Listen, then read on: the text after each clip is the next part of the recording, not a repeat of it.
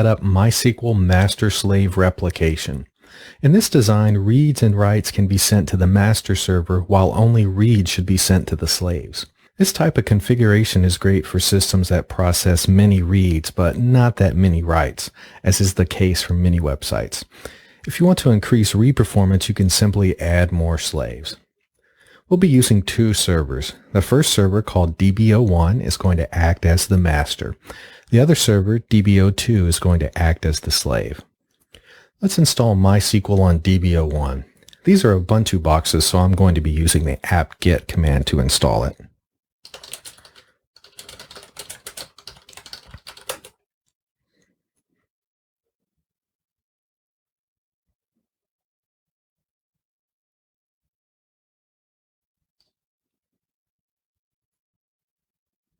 You'll be prompted to enter a MySQL root password. Like you see here, I'm just going to leave it blank.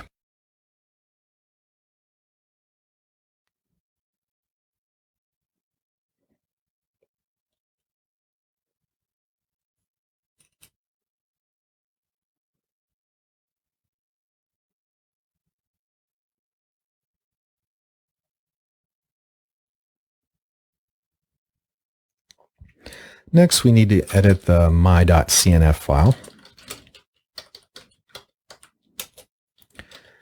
And what we're going to do is change the bind address to the IP address of the server. Next, we need to give this server a unique server ID. We'll just uncomment it and leave it at 1. And then we're going to uncomment log_bin here to enable binary logging.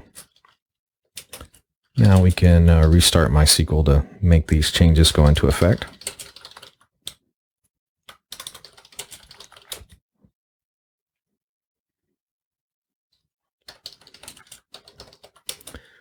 We'll need a user that we can use for replication, so we'll go ahead and create one now.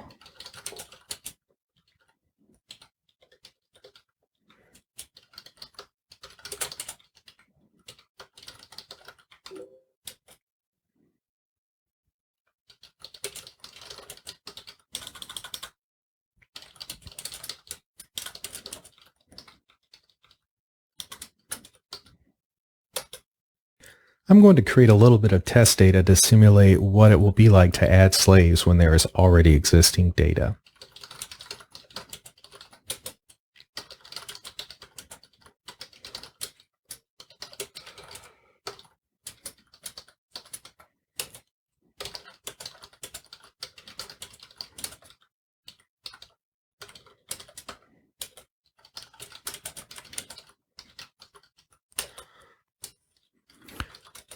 Next, let's create a data snapshot using MySQL dump.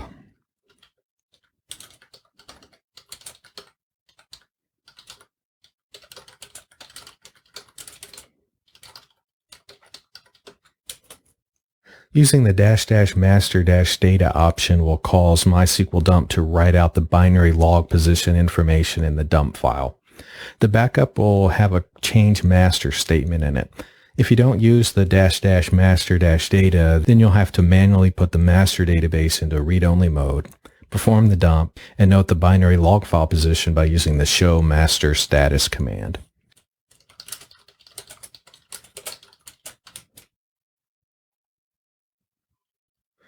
Here you can see that it recorded the binary log file and the log file position. Let's go ahead and copy that file over to DB02.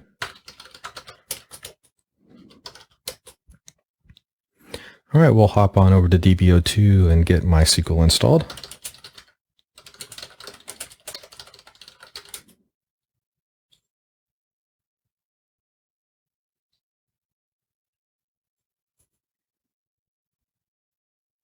Again, I'm just going to leave the root password blank.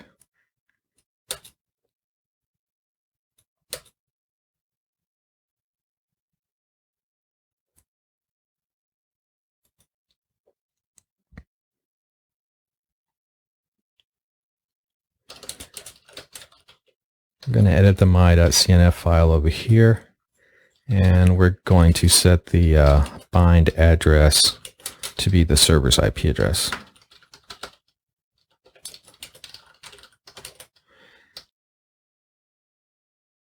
We're simply going to increment the server ID by 1, so we'll set it to 2. This needs to be a unique value, and it also needs to be a positive integer. All right, we'll restart MySQL.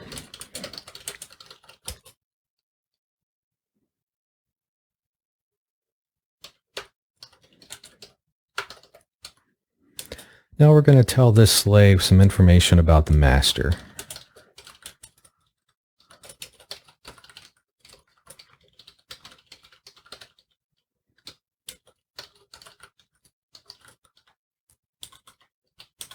We're going to use that user we created earlier and the password that goes with that user.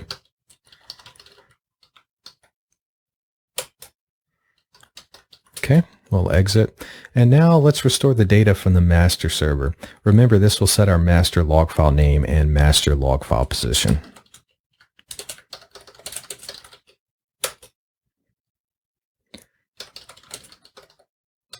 Finally, we'll go ahead and start the slave. And we'll show the slave status.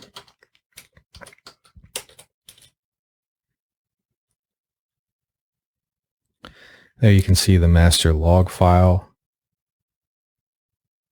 the master log file position, and you can see that the slave is running. Let's hop on over to our master server on DB01 and add another row to our cats table.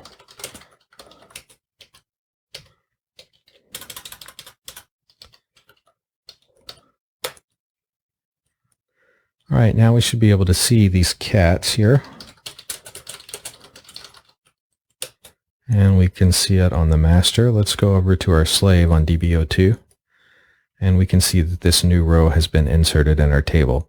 So the replication is working. You can also show the slaves by running show slave hosts. If you want to add another slave, create a snapshot from the master. Set the server ID on the new slave to something unique. Again, it's just easiest to increment that number by 1.